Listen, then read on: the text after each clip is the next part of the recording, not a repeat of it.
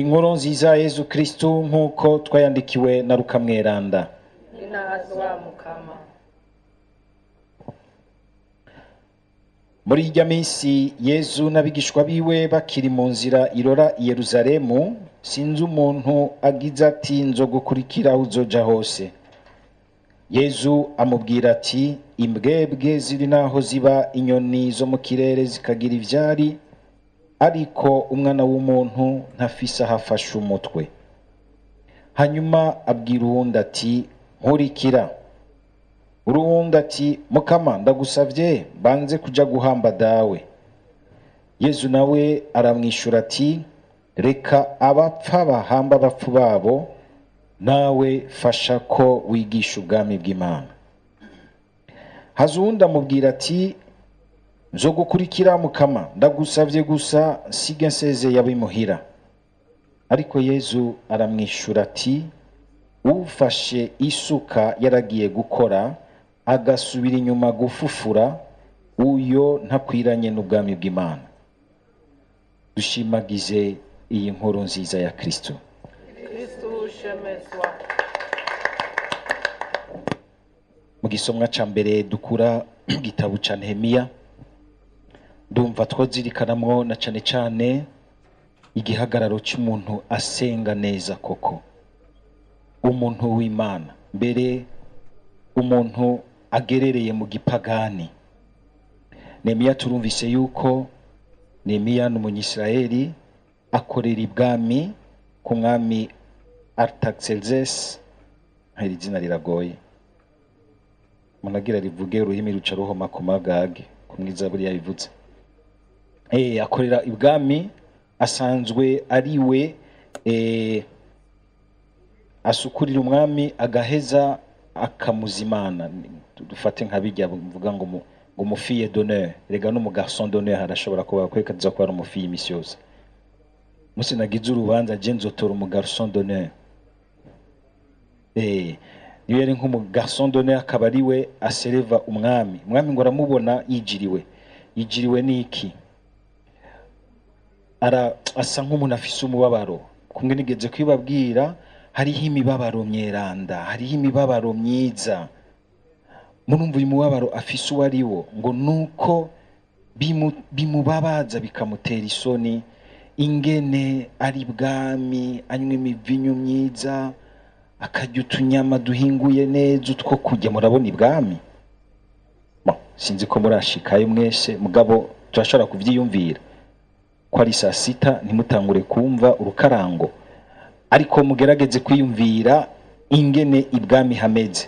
Ngo ariko umutima wiwe ntutekaniwe no kubona ari muri ivyo vyiza, igisagara c'Imana Yerusalemu ari umusaka.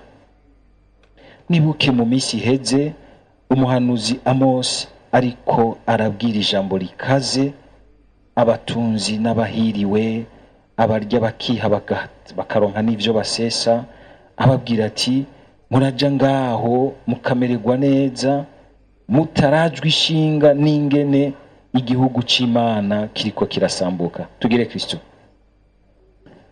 Ni ikintu gikomeye cyane kurazwa ishinga nuko ushobora kuba umerewe neza wenyene, ukikujwe n'abandi bantu benshi, ubona umenga n'abantu bacoceye nibanyarucari. Ivyo ntibiriho.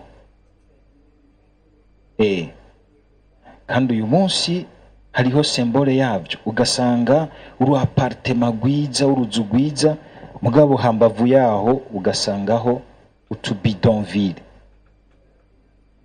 Abantu mumerewe neza, musasagaye mu bintu ubuzima bwakundiye, muragira ikibazo cy'uko abandi boba bari mu musaka, igihugu kiri mu musaka, abantu baturongoye uyu munsi, ubwo murarazwa ishinga nuko igihugu ari umusaka. Harabava bampambara ngo ndiko ndonona ishusho y'igihugu, oya, ariko hariho ahantu igihugu kiri mu musaka. None tugiye ku isoko twese nitubibona, genda murabe ku isahani yanyu canke ku isoko.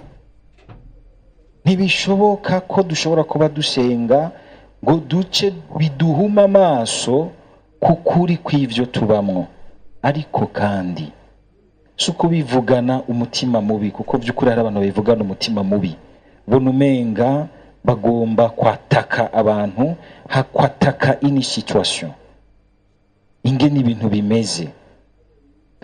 Ushima yuko umuntu abivugana umutima mwiza, murumva nk'ubu nka Nehemiya ntaza kurondeza batakwa imiragwe, mugabo ahubwo uwo mubabaro nuwo kumva ati none jewe no mariki, ntibikunda ko noguma merewe neza hibwami iwacu mu gihugu c'abasokuru ibintu bimeze nabi.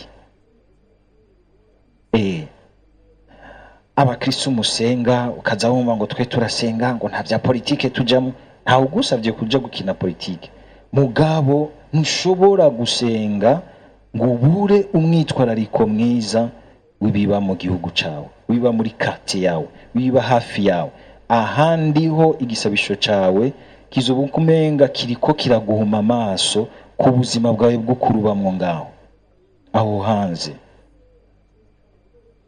Ugusenga kwacu ahubwo kwategerezwa kutwugurura umutima, tukarazwa ishinga n'ineza rusangi itwononekara na turorera.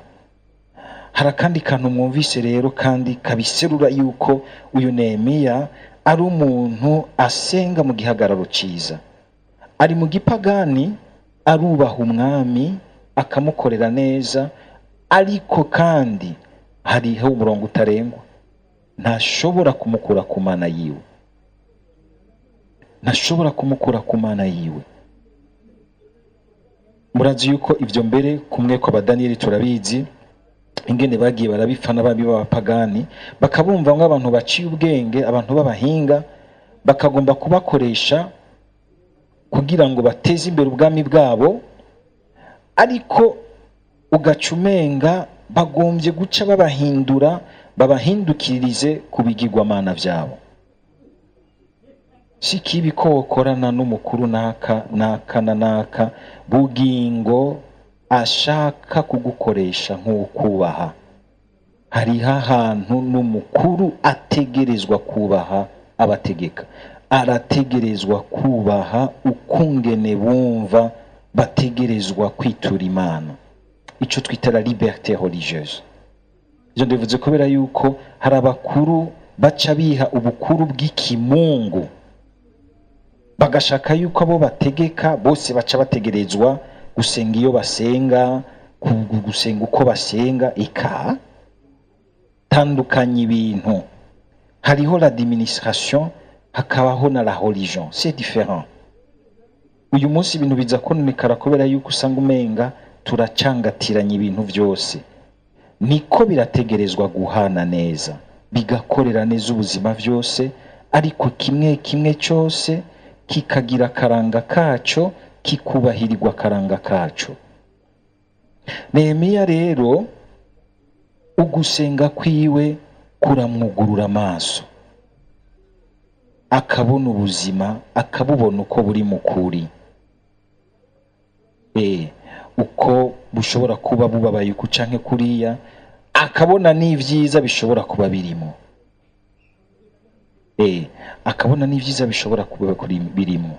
Ariko kandi ugusenga kwa Nehemiya kuramushiramwo ukwizigira Imana, akizigira n'abandi. Turumva ingene yizigira Imana, akizigira n'umwami, akabwira umwami ikintu kimubabaje, akabwira umwami ikintu kimubabaje. Arabwira umwami yuko ababajwe no kubona igisagara Yerusalemu ari umusaka, kandi kubyo nabivuze n'umwitwarariko mwiza, n'umwitwarariko mwiza kuko tuca tubibona. Mwumvise ingene apanga ibintu. Hari ahantu yishuye umwami akagira ati, aha yagize ati ndasavye ikete rindi noshira Asafu umurinzi w'icibare c'umwami kugira ngo ampe ibiti nzoba nkeneye mu kubaka amarembo y'isengero, amarembo y'igisagara n'inzu nzobamwo. Urumva ingene bitondetse?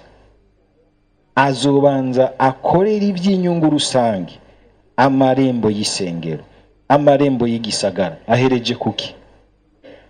Ku nzu yiwe. Abo uyu munsi bahera kuki? Ukumva aterwa mu kibazo uti uyu muntu womuha ibintu yo bipanga neza, yohera ku nyungu rusange. Ariko bose usanga ahubwo ni nyungu rusange bariko barayinunuza, bagomba kubaka amazu yabo. Fievre y'inzu kubera iki? Ukubaka inzu rusange y'abantu benshi, uri kurubaka inzu yawe.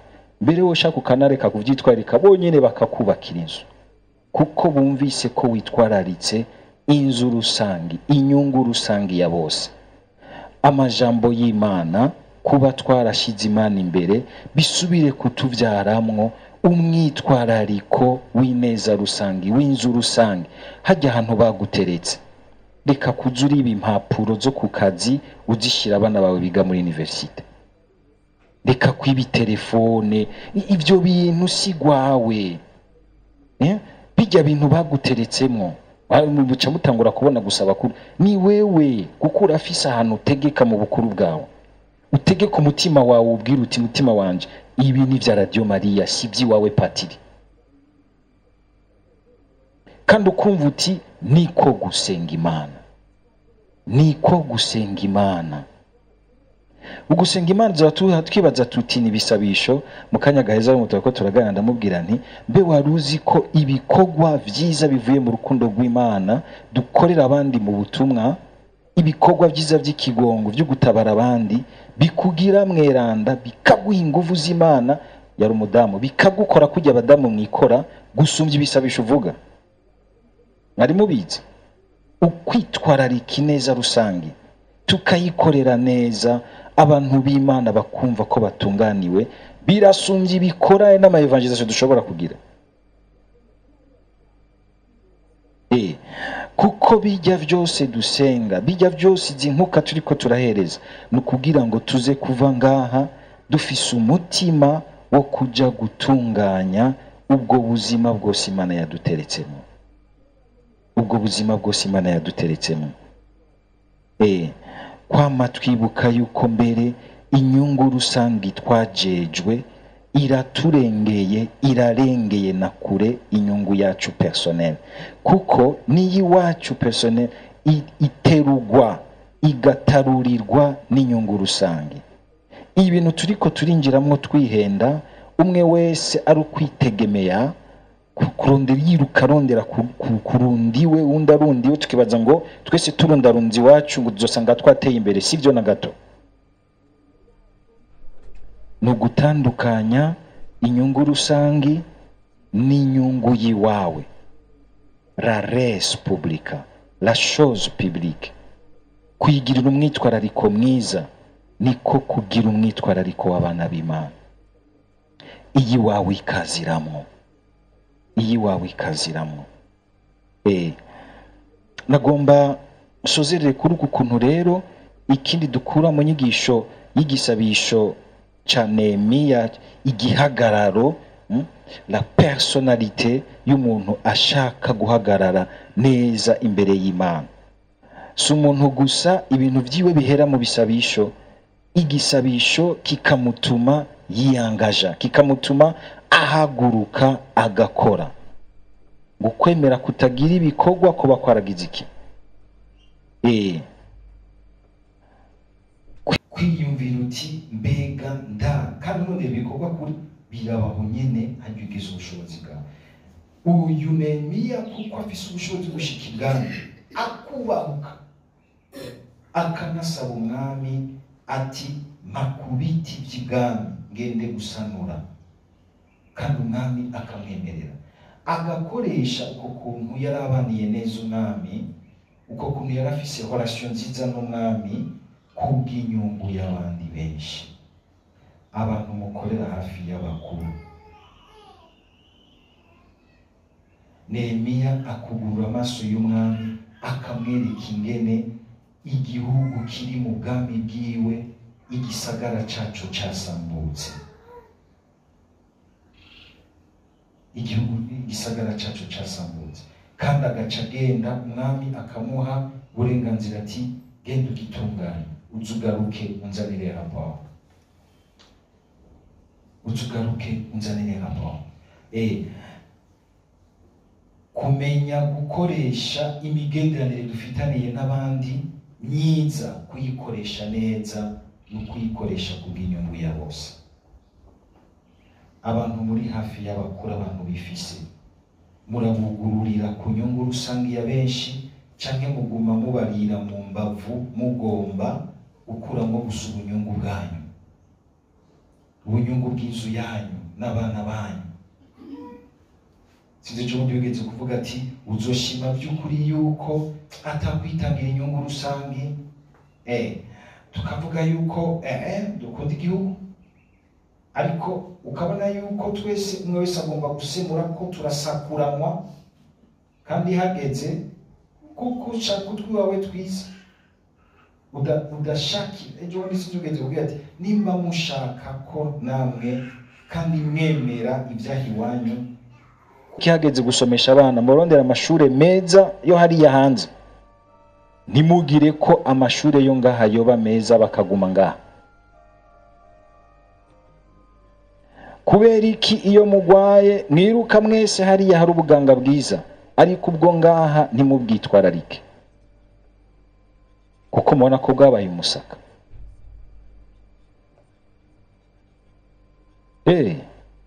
Musomye neza ijambo ry'Imana ryo duhaririza rikatumara amaza gusa. Kubera iki ugira uti ndakunda hamugabo hugeranye ko ntuze gutabara aho nyene kugira ngo habi wawe vy'ukuri n'abazozi inyuma yawe n'abuzukuru bawe baze bashobore kuhiyumva.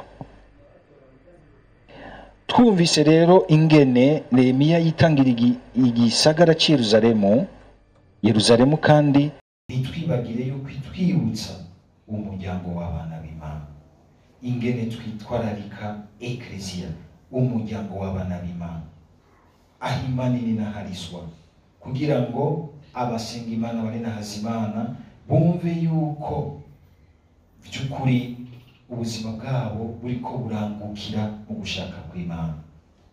Dusabukama kugira ngo adufashe igihe dusoma amajambo yo mu bwuzure bwa kera, atuvyurire ubwo rukundo rw'igihugu rwiza, umwitwarariko mwiza w'igihugu Imana yaduteretsemo, n'eklesia umukama yaduhaye guhuriramwo nawe, kugira ngo tubandanye tugira umwitwarariko wo kubandanya duteza imbere ubwo buzima Imana yaduteretsemo. Amen.